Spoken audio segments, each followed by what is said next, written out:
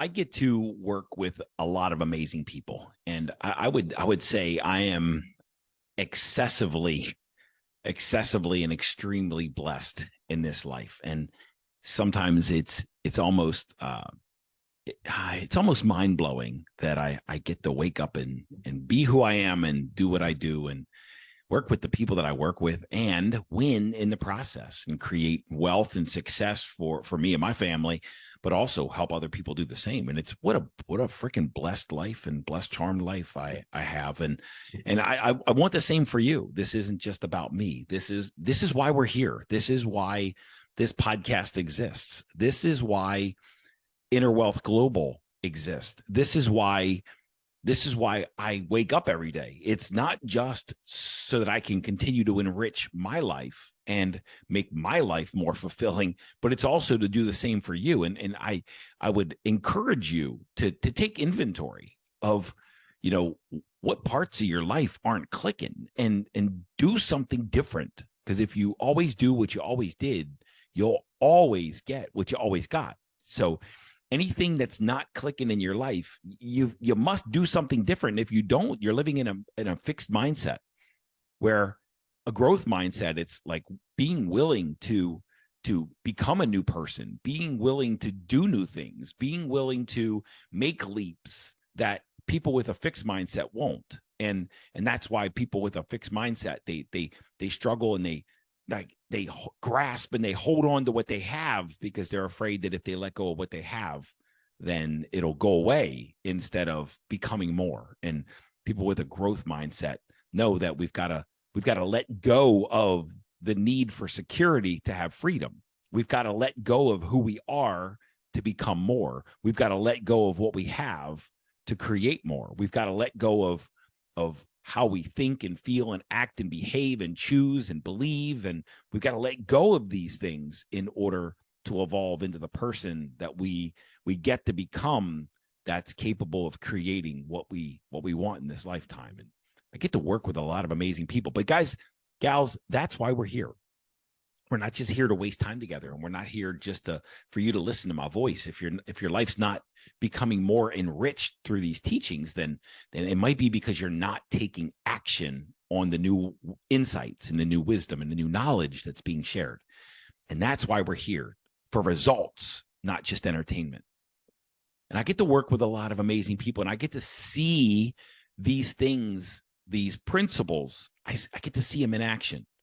And this morning we had our once a month. I have a mastermind, and I also have an inner circle. And the inner circle is a small subset of the mastermind. And these are the people that have created some time freedom and some financial freedom. And if you watch their bodies, there's a sense of peace, and there's a sense of calm, and there's a sense of like relaxation, and they're hungry.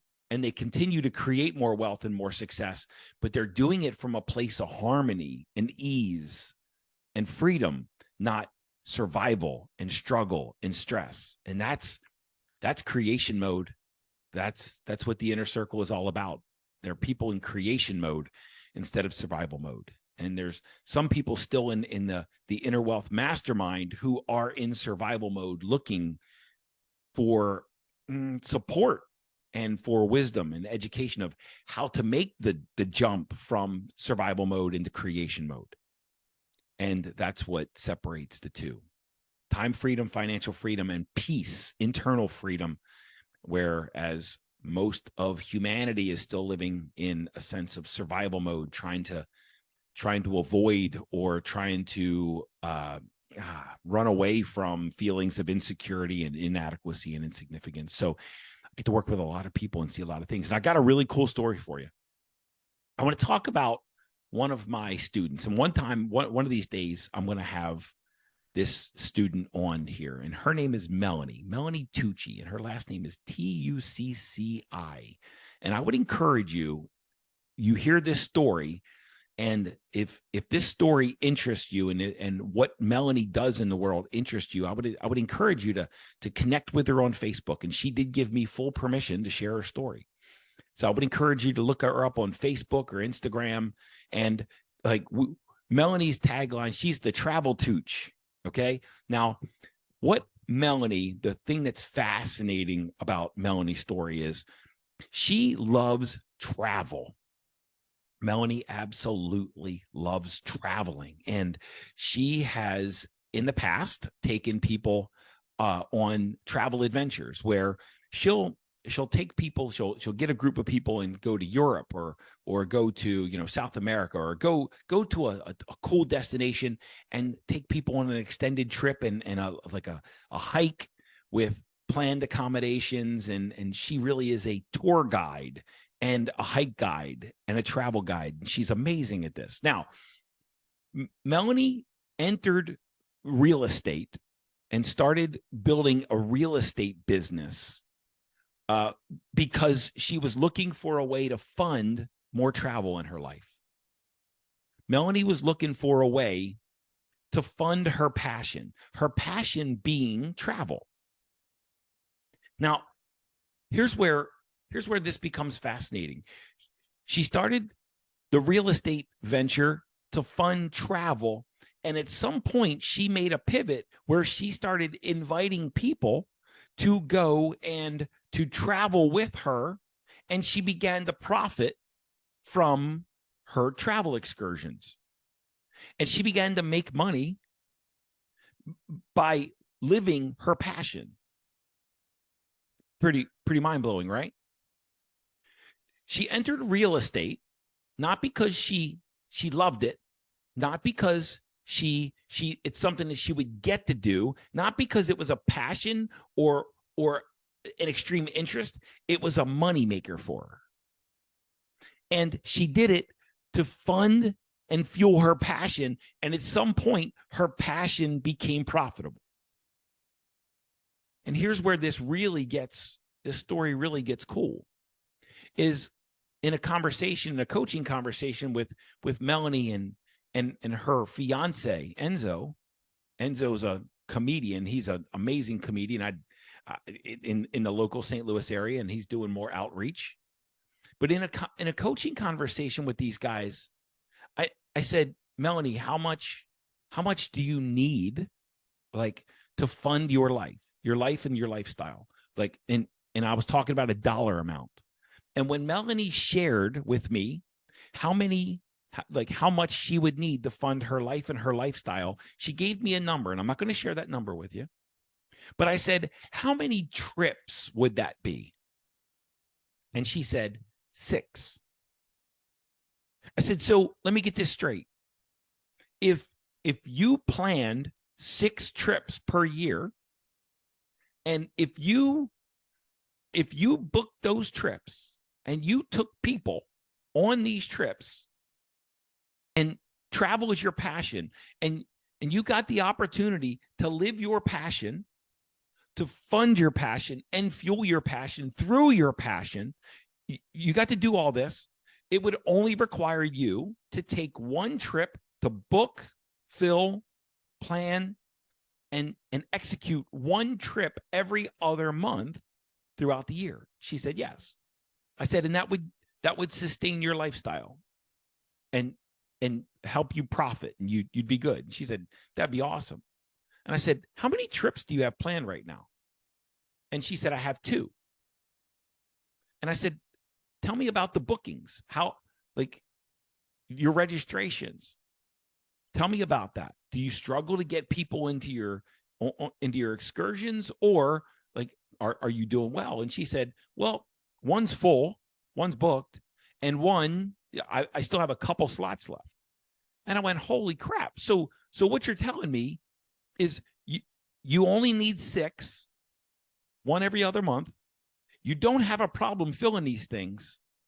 And if you do 6 per month or 6 per year, one every other month, then you won't need to do things that you don't love doing in the world to sustain and to create your lifestyle.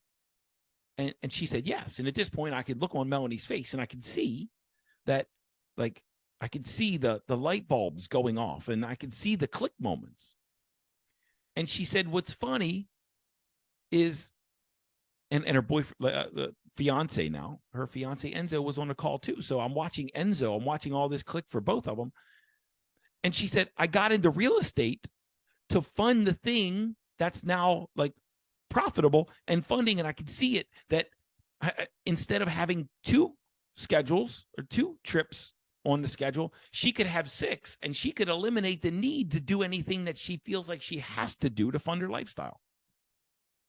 And instead, she can fully immerse herself into her passion. And here's what's cool from that, guys, gals, is that passion is completely scalable. Think about the opportunities. She could do 6 herself, but if she starts to build a staff and build a team around that, she could get support to take a lot of that workload off of her and launch more excursions. So all she would need to do is actually travel and lead the excursions, and she could have a team that actually schedules and plans and do all the stuff that take all the things that Melanie might not like love doing, that she might need to do in the travel business in order to execute the tasks, or in order to execute the travel. She could outsource that and hire it away through virtual assistants and through a support team and through a staff. And she could scale that business where now maybe she's just once a month, she's going on a travel excursion, and she has a team of people that are filling these things, that are planning them, that are scheduling them, that are marketing them. And all she has to do is do the thing that she loves to do and profit. And as we were talking through, you could see like a whole new world open up to Melanie. And it's something that she says admittedly that she's always wanted to do. She just hasn't made the leap from what she feels she has to do to what she feels she gets to do. This story is as much about Melanie as it is about you too. Because whatever's true for one human being is true for all of us. The opportunity that Melanie has is to be head over heels in love with a certain aspect of life and to monetize it. And on our inner circle call this morning, we were talking about Melanie's story, because Melanie's not in the inner circle. When she makes the leap into this and she's living a life of time freedom and financial freedom, and she's like living life on her terms, she will be. But it's crossing that chasm. It's taking that leap. And this story that I'm sharing with you is as much about the opportunity that you have at your disposal, just as much as it is about Melanie. Now, this relates to me too, because I share the reason I get so lit up about the opportunity that Melanie has right in front of her is because I'm living that life. I took that leap. When I was in corporate, and I was an executive leader, and I was meeting with massive success, I kept reaching for the next rung. I never loved being in corporate, but I kept reaching for the next rung because it's what I thought I was supposed to do. It's what I felt I had to do. So I kept reaching for the new rung until like I was 300 pounds and drinking at toxic levels and suicidal, and I hated my life, and I hated going where I had to go, and I hated doing what I had to do, and I didn't enjoy working for people. I didn't love any aspect of the corporate gig except developing people and developing teams. And I did 998 things on a regular basis so I could do 2 things: develop people and develop teams. And for whatever reason, when I would develop people and I would develop teams, I would get lost in time. I would lose myself. I was so fully immersed in developing people and developing teams that I would lose track of time, and I would like miss meetings, and I would get like it was like time didn't exist, because that was my passion. That was my zone of genius. I could do it at a super high level with no effort. It felt like no effort, with no struggle, with no stress. It was like I was born for it and I was made for it. So it didn't feel like work at all. It just felt like I got to be my Kitko, and in those activities, and I would always succeed, and I would always win. When I made the leap from corporate into entrepreneurship, and I didn't do it willingly, guys. I lost 2 jobs one in 2014 and one in 2016. I lost 2 jobs because my life was in shambles, and I kept trying to go back to the same well and the same executive level responsibilities. And I kept putting myself into situations that I hated because I thought that was the only way I could make money.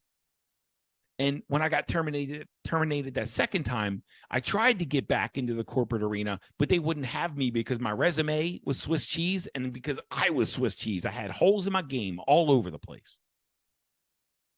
And it's almost like I felt backed into a corner to build my dream and to finally do what I wanted to do in life. It's like life was delivering consequences that forced me to build the life that I always wanted to live. A life of freedom, time freedom, and financial freedom. And only do those things that I absolutely love, which is developing people and developing teams. And if you ever pay attention to this podcast, they're not very edited. The video, the audio, they're one solid clip. I think I've only edited 1 episode of these podcasts. And it was one interview where I completely lost my line of questioning. And I was like, I lost it. I'll go back and fix it later. And I think that was 1 episode that I edited.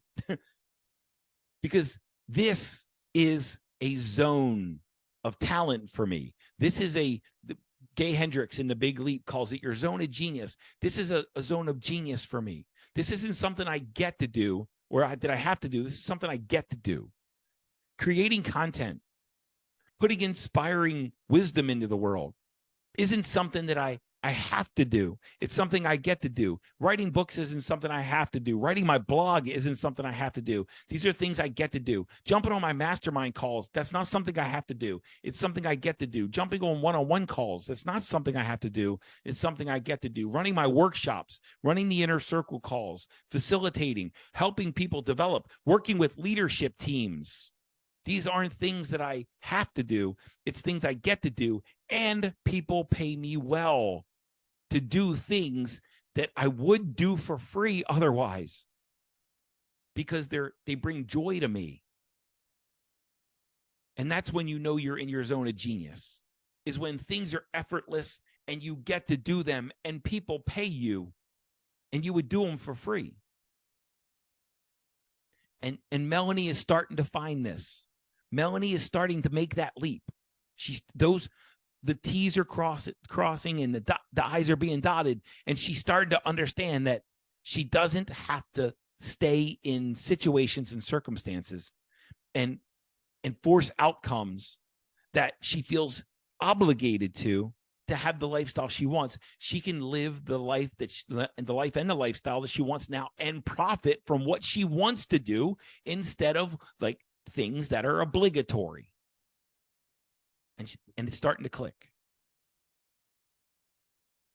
It's starting to click. I can see it. There's a Japanese concept called Ikigai, Ikigai. And I've been sharing the concept of Ikigai a lot. And go on the Google machine and put in Ikigai image, and you'll see what I'm talking about. And there's 4 components to Ikigai. There's what you love, what you're really good at, what the world needs, and what you can profit from. And when you put these 4 concepts together, you will never work another day in your life. Let me go over those again. What you love, what you're really good at, what the world needs, and what you can profit from. When you put these 4 components together, you will wake up every day excited to live life. You will wake up excited every day because you literally, when you live a life of Ikigai, when you're born and made to travel and it's your passion and you profit from traveling, and when you're born to teach and inspire and motivate and build people and build teams, when you're born for that and you do it, you start to profit from just breathing. And how can you not be fulfilled when you're profiting by breathing?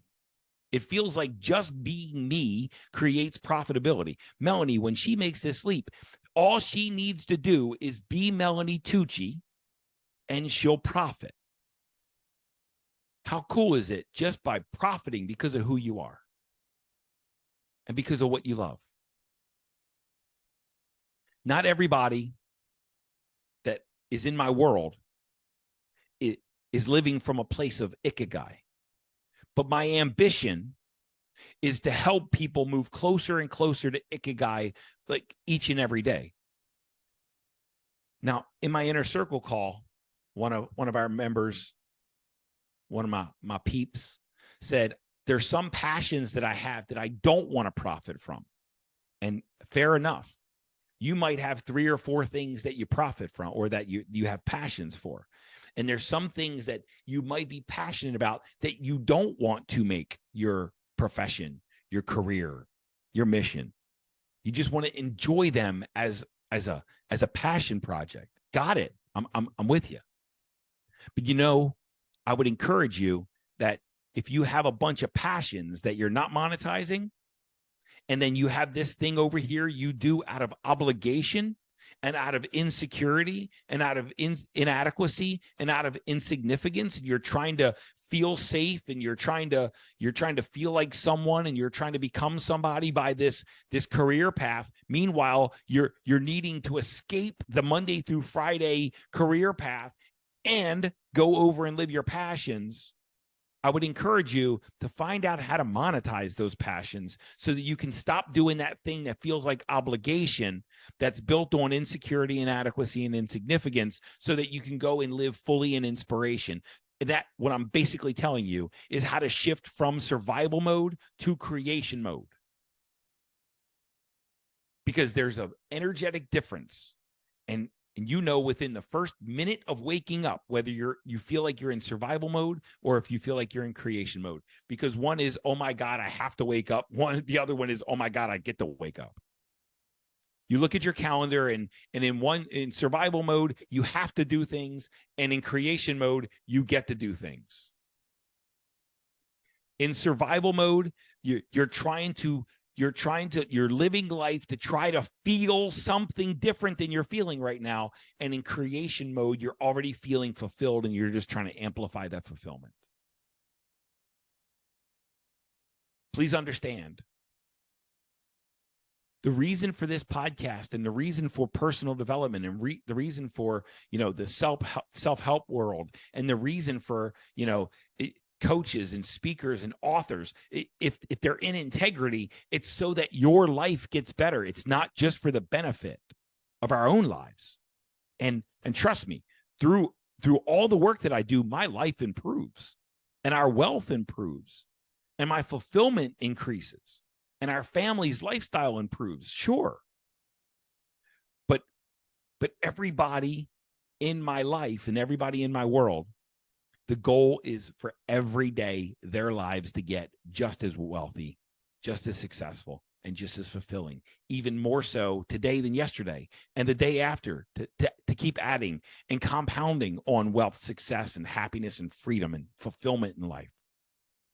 And if you're not moving closer and closer to Ikigai, what you love, what you're really good at, what people need, and what you can profit from, if you're not moving closer and closer to Ikigai as your states of income and your primary financial vehicles, then you might be living in survival mode and not creation mode.